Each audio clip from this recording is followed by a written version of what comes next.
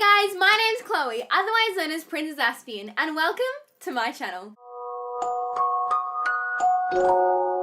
So, as most of you are well aware, I have a certain large obsession with certain bands. As in a solid 14 hours of my day is dedicated listening to their music, drawing them, talking about them, blogging about them, writing fan fiction about them. I know I'm cringy, okay? Crying about them. I mean, I would never go crazy over a band. Yeah. It's bad, okay? I understand that. I am aware of that. The first step of recovery is knowing you have an addiction. TLC should probably make a show about me. My crazy obsession, the band addiction edition. My 600 pounds of merch life. Yeah, I don't know. I'll come up with a title later. Anyway, being crazy, scarily, obscenely obsessed with bands is one thing, but it's a whole other kettle of fish when you are crazy, scarily, obscenely obsessed with bands and concerts and your body doesn't react well to them. Let me explain. I adore concerts. I love literally everything about them. I love being surrounded by thousands of other people who are all there to love and support and be excited about the same things that I am. I love the loud music and I love the bright lights and I love the mosh pit and I love the excitement of the entire thing. I love meeting new people that I would never have met if it wasn't for that concert. In fact, I have made most of my friends based around being at concerts. This is the same girl that cries in Safeway sometimes because the freezers are too loud. I don't even understand how my mind works. Don't even try. Something to put an even greater spin on this though, to make this matter more of a conundrum, sometimes, occasionally, on the rare occurrence, my brain decides that it isn't into the whole loud music and big flashing lights and the whole concert experience, and it switches off. Sometimes, in these matters, I faint and I start to seizure. The last time this happened to me was while I was in the middle of a mosh pit at a concert. Brilliant, legendary, good life choices, Chloe. Okay, story time. Ooh, I'm sounding like a real YouTuber now. Tana Mojo who? Anyway, so I went to see the 1975 in Melbourne in January last year, I believe it was. It was my first time seeing them and I was so insanely, so ridiculously, so pumped for this concert. It was also the first time that I had ever had general admission tickets, which means that there's no seating arrangements, there's no place for you specifically to sit or stand or whatever it is that you do at concerts.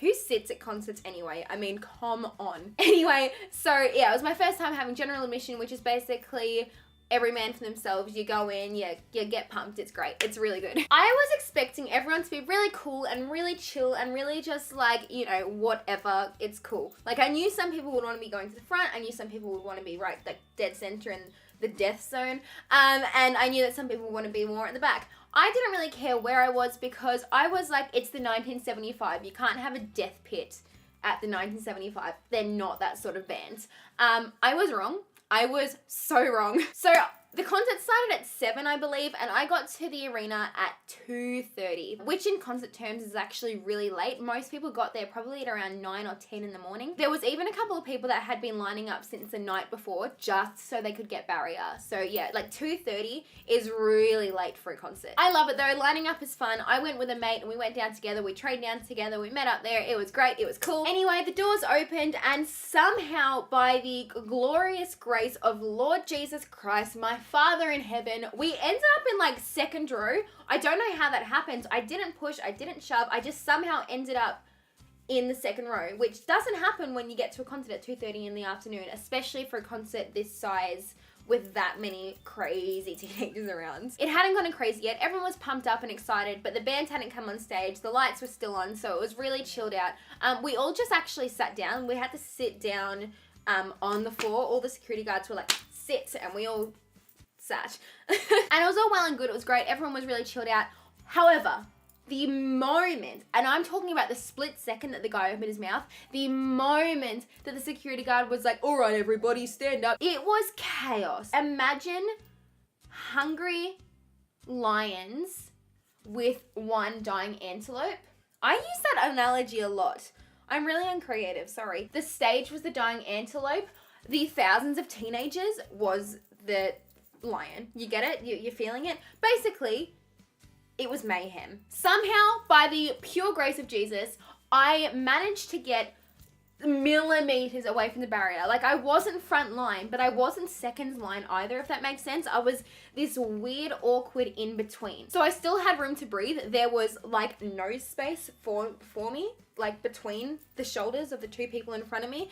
But yeah, it was great. I could still breathe. There was literally people behind me that were like gasping for breath. And I was like, the show hasn't even started yet and people are literally already dying. In the process though, I had lost my mate. I had lost the other girls that I had met in line. I had no idea where he was. I had no idea where they were. I was alone in a huge pit full of people. If you haven't been to a concert where there's a general admission mosh pit, let me try and put it into perspective for you. Imagine a slaughterhouse full of cows.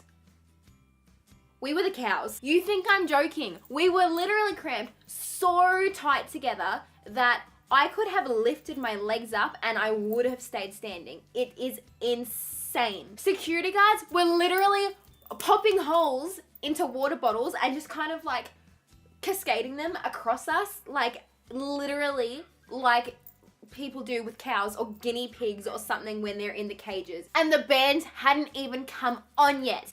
The lights were still on. The starting band weren't even on for another half hour and there was already crazy. I'm getting all hyped up again. I'm gonna calm down now, sorry. At this stage, I was feeling my heart race a little bit. I was getting a little bit panicky because I didn't know where anyone was. People were literally screaming from every direction just for the fun of it. But I was still kind of running high on adrenaline. I was excited. I was pumped. I was ready to go. I was going to see one of my favorite bands perform. We were good to go. I could do this. But then it got worse. So you know that moment when you're at a concert and the lights go down and you feel like your heart is going to explode out of your chest? I got that same feeling, but not just with excitement. I got that feeling because I'm pretty sure that my insides were literally being crushed from every direction. 10 out of 10 was great, would recommend. People started screaming and yelling at each other and screaming words which I will not repeat ever again because I would get spanked for it. So the opening act came on and they started their song and it was great. Everyone kind of calmed down a little bit once they started singing. It was pretty easy to get lost in the music and forget about the fact that you were literally losing circulations to all of your vital organs. But then I started to feel a seizure coming on. Oh no, not now. Why now? Now, I don't get seizures often. I'm not one of those people that seizure up every day and I am so blessed and so glad for that. They used to happen quite a lot when I was younger, like 13, 14, but they haven't happened in a long time. But you know, if you've ever had a seizure before, you know the unmistakable feeling that your body does that you get into when you feel one coming on. And I'm usually pretty good. I usually know what to do to avoid them and to make sure that they don't happen. Except for now, I could feel my head growing light and I could feel my heart racing. And at first I brushed it off and I was like, oh no, this is okay. This is just because I'm excited about the band's playing. I didn't really think of it at the time as I'm about to faint, get out. But there's one thing that always happens just before I faint in seizure. I don't know if this is just me or if it happens to other people as well, but the only way I can describe it is it feels like there's a curtain that's just kind of dropping down your eyes. And it's like this, I don't know, it's so hard to explain, but it's basically just this black curtain that kind of just drops down. And I could start to see that. And when you feel that and when you see that, there's no going back. You're a goner. Now, when that usually happens, I'm usually in an open area where I can just sit down and recover myself. I don't know, but I don't think it's possible to faint if you're sitting or lying down. I don't know. Someone corrects me on that if I'm wrong. But in a room of a lot of people where I couldn't even stand properly, sitting down wasn't really an option. Now, I only blacked out for a moment, but that moment was long enough to cause a wreck. After I came to, my body was shaking so uncontrollably to the point where I physically could do nothing about it. I couldn't even speak. I was physically unable to move or talk, and the only noises that were coming out of my mouth was this weird screaming, crying, sobbing thing, and even then it wasn't very audible. I later realized that this was an extreme version of a panic attack. To make matters worse, I felt a sharp pain in my arm, my thigh, and my back, which was the undeniable feeling of nails being dug into skin. I have a sister. The feeling of nails and skin isn't uncommon. I felt a rip at my head, a really sharp burning feeling in my foot, and a yell of someone screaming, "She's faking it to get a better spot on the barrier." Yes, insane girl, that's exactly what I'm doing. I am literally having a seizure in a mosh pit just so I can get a couple of millimeters closer to the barrier. You got me. Within moments, which felt like an eternity, I could feel my body being picked up, and a security guard from the other side had reached over and was pulling me out of the crowd. He had to physically carry me over to the first aid because I was physically shaking so much that standing was not an option. It was the weirdest feeling though, because as I got over and as they started to ask what my name was, I physically couldn't remember, and I physically couldn't get words to come out of my mouth. They took what details they could from just my appearance alone and seeing what injuries I had, and took my heart rate, which from memory was in the high hundreds. And while they did that, I tried to manage to calm myself down. I tried to remember what my breathing techniques were, and I remembered to use them in my favor to kind of bring myself back down to a semi-normal level. I was then able to give my basic details and my mum's number. While they checked me over, and as I had managed to calm down, I realized that the sting in my foot was actually because of a broken toe, and the rip in my head was due to someone physically ripping one of the braids out of my hair from the roots, and that the clawing at my leg, my thigh, and my back had actually drawn blood. Girls are insane creatures. Now, they allowed me to sit at the side of stage while my heart stabilized and while I got back to a normal condition, which I'm not gonna lie was actually pretty cool. I was closer to the singers than anyone else in the entire show. I was sitting with their tour manager and all of the other backstage people, and if I wasn't so shocked and upset, it would have been the coolest experience. Now, once my heart rate was back to normal, and once they checked on my vitals and realized that I was okay, that I was just in shock, and that, you know, all the injuries that I did have would be okay, that there wasn't much they could do for them, they suggested that I call a taxi or an Uber and go back home. No way. There was no way that I was going to let that happen. I had come here to see the 1975. I was going to be seeing them no matter what. There was no way that I was going to let something as small as being partially bald, having a broken toe, and having literal human claw marks being dragged with blood down my body. There was no way that was going to stop me. That's all minor details. So they suggested the next best thing, and they actually offered me a seat in the front row of the side section of the concert. So all the general admission is like down here, and then there's a little side section here and here. No one was there because everyone was general admission. But it was so cool because we were still just as close as we would have been on the floor, probably actually even closer, but there was no crowds, there was no crazy people. The only other people were there was a couple of other people that had to be dragged out of the mosh pit because of injuries. I actually reunited with my friend in that section as well. He has a heart condition and his heart was playing up in the mosh pit. And so he had to get dragged out as well. So I thought I had lost him forever, but we were reunited in the dud section. There was another girl there that had broken her rib. It was insane. Like, you can tell how bad a concert is if someone literally breaks their rib. So it was like a really cute little friendship reuniting, but like not. The rest of the concert was really, really cool though, and the rest of it went on without a bother. I did end up going back down into the mosh pit.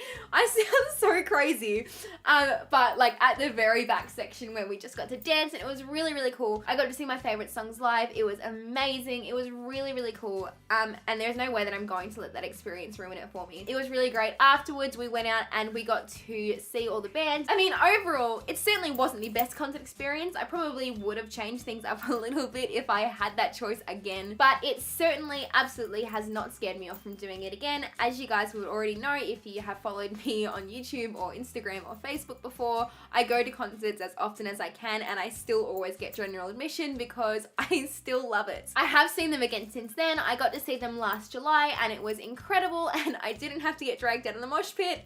Bonus, I saw Melanie Martinez at the same venue. I had Barrier, I had front and center. It was great. Cried the whole time, but for all the right reasons. I spent my entire birthday weekend at the Little Mix concert again, lining up at 7 in the morning and getting Barrier, and it was the coolest thing ever. And I'm actually flying over to Sydney in a couple of weeks' time to go and see Niall there, and I am staying there for a week, and I am so excited, and I am seeing so many other concerts later this year, so many other artists, and I am so excited about it. So I have definitely not let that experience turn me off going to concerts, turn me off going to general admission.